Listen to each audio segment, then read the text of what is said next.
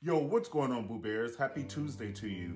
I'm Mario Ramon, and you're hanging out with me for another Mario Ramon review. I know I usually do really funny reviews, but this one is going to be a little bit more serious. Today, we are going to talk about Iyanla Van Zant Fix My Life Aboard the Trauma Train. That is the name of the show, Aboard the Trauma Train. Iyanla Van Zant Fix My Life on the OWN network.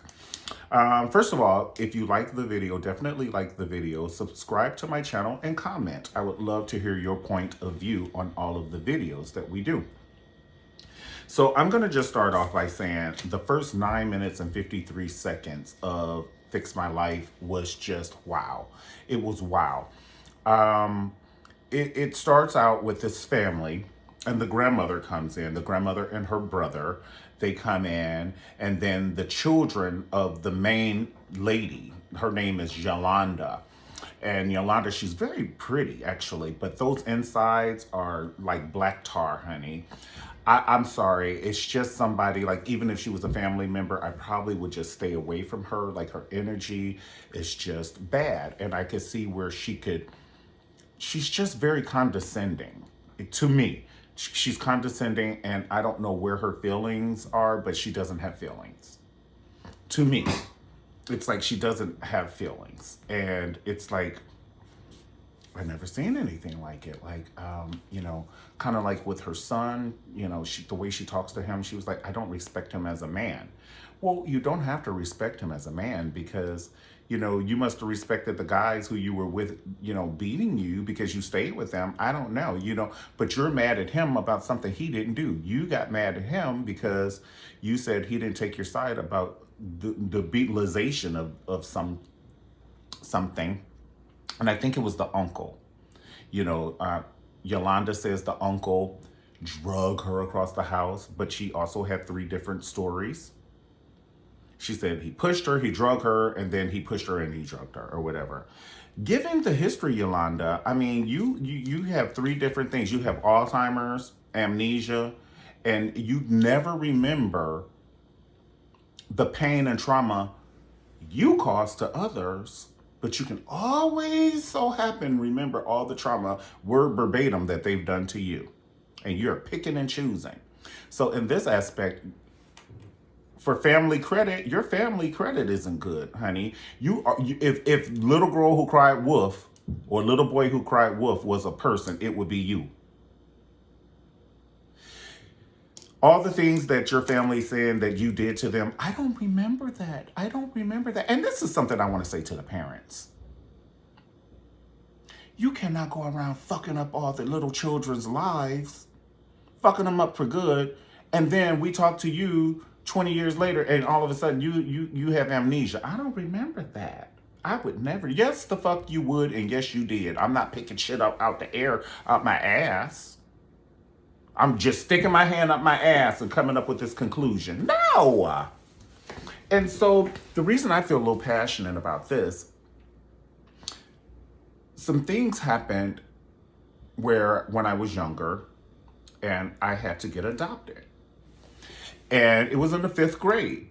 And something similar to this with my mom happened is the day that I got abused by my mom's boyfriend. He beat me so bad that I had to go to the hospital, and the state took me away, and I never lived at home again, ever again from that day. There's some things that I remember. There's some things I don't remember. I don't remember the different foster families that I went to because I went to like 4 foster families.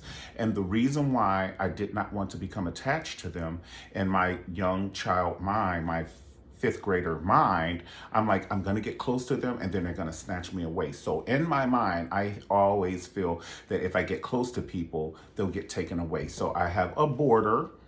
Uh-oh. It's the light, we don't need it. But I have a border, and in my mind that, hold on, let me just do this. In my mind that if I get close to someone, they're gonna get taken away from me. So that's why I don't remember those families. But I do remember things leading up to that. One of the key things I remember is being in the hospital, and I don't like to tell this story because I don't, even though I feel that my mom did not protect me, I protect her. And I don't want anybody to be like, oh, well, your mother was wrong and so and so and so, because that's still my mama. She pushed me out of her everything. So that's my girl, you know? And I know we had our challenges and things. And, you know, I was talking really sassy to my mom, to be quite honest. But I saw some things that I shouldn't have seen, and I was angry, and that was my way of communicating my angriness because I loved my mom. She's my very first friend. She, you know, so at that point when I saw what I saw, it pissed me off. And so I may have been talking, you know, not may have, I was talking aggressive. It wasn't bad, like, you know, but it was aggressive for me. And her boyfriend came around and beat me to smithereens. Um, I felt that my mother didn't protect me at that point. So, you know, once we got to the doctor or the hospital, I said, it's either going to be me or him. And so that's what this show sparked up in me because I forgot this happened. I told my mom, I said, it's either going to be me or him. And I remember what room we are. If I go into that hospital right now, I could guide you right there. And she said, well, it's not going to be him. At that moment, something clicked in my mind. And I was like, I don't have a mother. So from that point on, I always felt that I never had a mother figure. And of course, I got adopted with a family eventually. Once I was in the 6th grade on through high school, I got adopted from a family. But it wasn't that mother connection. You know, she did what she could do and she loved me as much as she can love me. But you know what I'm saying? It's certain people who give you a feeling when you hug them or when you hear their voice or when you smell their scent. I never had that ever again. I never had it again. So there were years that went by when I didn't talk to my mother, years. I resented it and everything, but my point is, watching that show triggered that in me, and I was like, "Oh my God, that happened." And what I'm saying is, when I brought it up to my mom, she didn't remember that conversation. So what I'm saying is, parents, you can't go around fucking up people's lives, fucking it up good, and then say you don't remember. That's a cop out. Dig a little deeper in your memory bank because you seem to, you know, have good recollection of everybody else's things that they done to you, but you can't remember what you done to everybody else. So dig in your motherfucking memory a little deeper and pull this shit out that I'm talking about, bitch. So we could talk about it. You can apologize, or we can move on because I don't wake up wanting to hate your funky ass. I want to get over it. This is all her son was saying, and Yolanda's son was saying. But even as a kid, Yolanda looked evil on that picture that she sent her mother, you bitch, and all this. You shouldn't have children. Yolanda looked evil on the baby picture. She was sitting there like, I'm gonna cut a bitch when I get off my mother's thigh. You know, she was on her mother's thigh taking a picture, and when her mother put her down, she's gonna be fucking up the little kids. You know, even if it's their toy, it's my toy. You know, Yolanda just seemed spiteful. Her whole family said that she did things to them. She doesn't love herself, so of course she don't love them. She was mean. She told her daughter, I will have your kids taken away from you if you don't do what I want. She stopped speaking to her mother for a year. She has another baby son, and she hasn't even seen the grandchild for that baby. Her oldest son, they haven't talked in 3 years. She threatened to beat his wife's ass while she was pregnant. She's just evil. I don't even know why they wrote in, honey, you need a seance. You don't need therapists. These are two different things, bitch. You got a demon in you, honey. You need prayer, honey. You need holy water. You don't need advice on how to fix it. The Iyanla Van Zandt kept picking up these, she kept giving them these picket signs. I said, honey, that is for people that are marching for freedom. Y'all need to pull that poster board off that picket sign and everybody line up and beat her ass. I don't believe you just said that. Snap out of it. You're always the victim, bitch. If you want to be a victim, act like one, honey. And the thing is, her mother appeared to be just sweet as sugar. Yeah, she held that she was a lesbian or same gender loving from the family. But you have to see where she's coming from. She was same gender loving in the 1800s. No, I'm not going to say anything. I don't want to get stoned to death by the whole city. And the family is like, well, you never told us. If they going up in the bed for 23 years or for 40 years and they sleeping together, y'all can pretty much put two and two together. And they're taking care of your ass.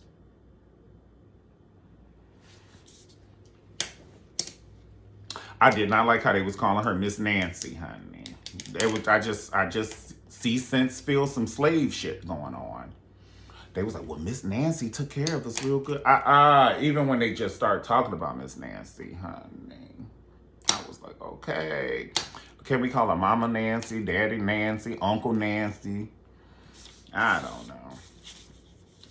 But, it was weird how Yolanda became about, how her mother was telling the story, how Miss Nancy wanted a child, and so she went up to the welfare office and met a guy and had a child. So I got confused on this one because then she said the father was abusive. Was it the guy from the welfare office or was it the younger children's father who was abusive? Maybe it was their father. I don't know.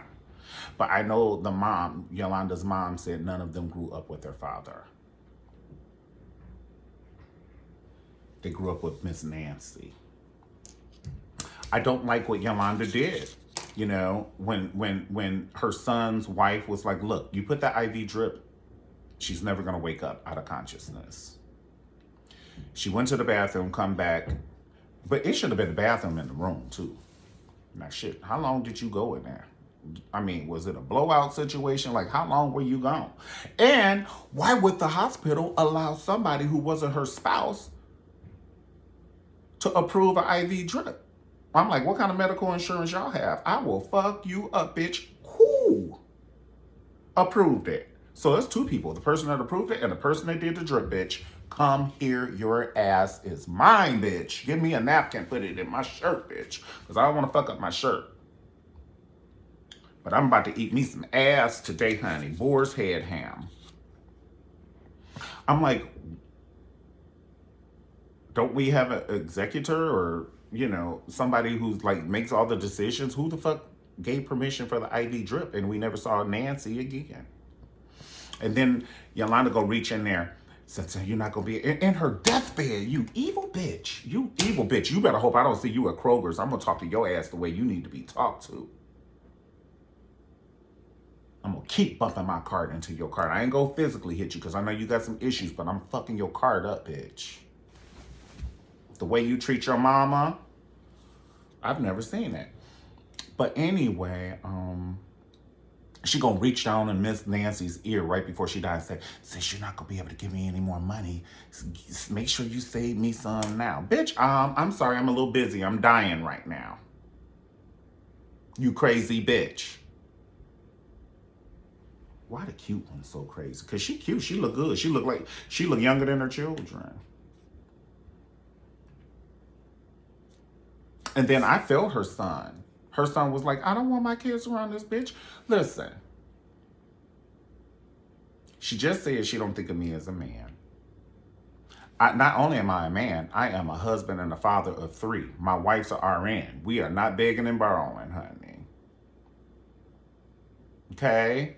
And then the uncle, I don't know what to believe in this situation, but the uncle has a little bit more credibility. I would ask the mother. I'd be like, okay, Yolanda came out of your puss, and your uncle and you and your brother came from the same puss. What happened? Do you believe your brother would, because you know your family, do you believe your brother would actually drag Yolanda, or do you believe Yolanda would actually lie on your brother? And I think it would probably be B. Because Yolanda does what she has to do in order to make you feel her wrath. I guarantee you she's a Scorpio. I guarantee it. I need to know her birthday. I guarantee you this heifer was born in November.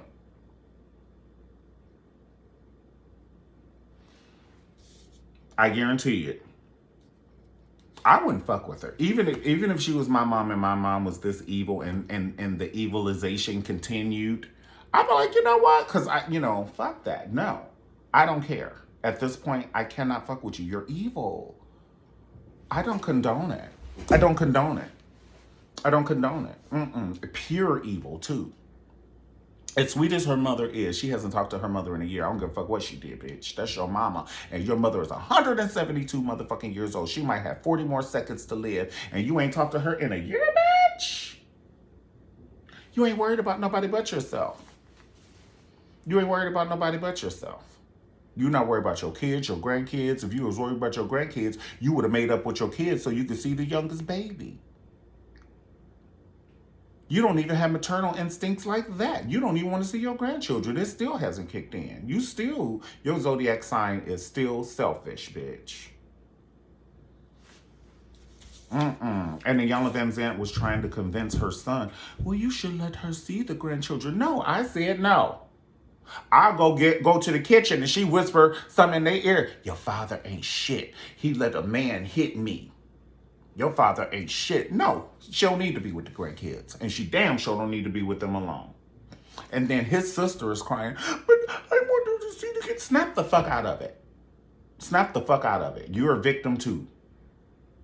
Snap out of it.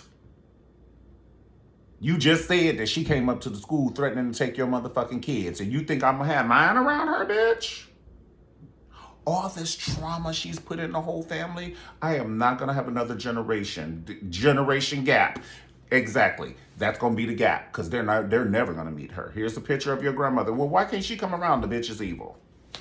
Nope, she can't come. Because she threatened to beat your mother's ass when she was pregnant with you.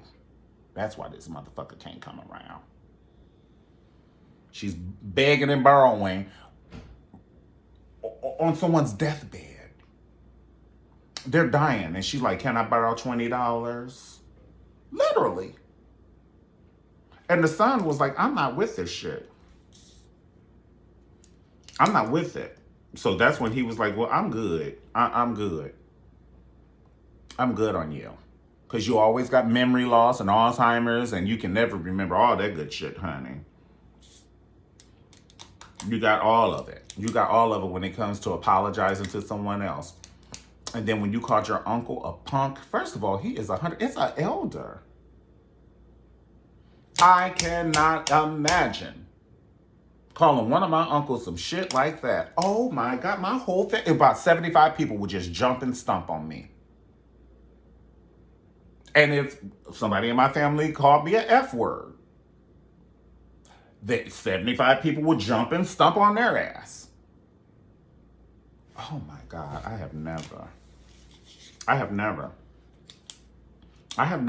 Yeah, that show traumatized me. It was 2 hours. I just felt like sunk in place. I couldn't get out. I was screaming, but words wouldn't come out. I was like, turn it off. I was in the sunken place, bitch. I was looking for the remote, bitch. I couldn't reach it. I was like, turn it off. Until it was over. Even when the commercials come on, I was like, ooh, I'm safe now, bitch. Well, there's a piece of her commercial. I still couldn't get there. Not until the credits came on. Then I was like, wow. I was caught in it.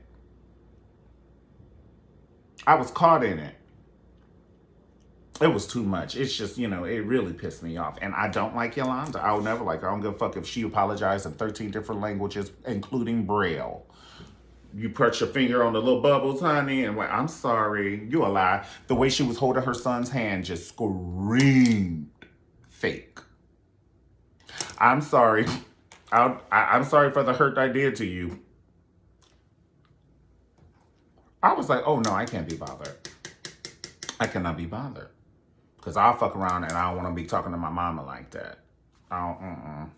So I just rather I'll feed you with a long handled spoon, pumpkin lamb. And that's it.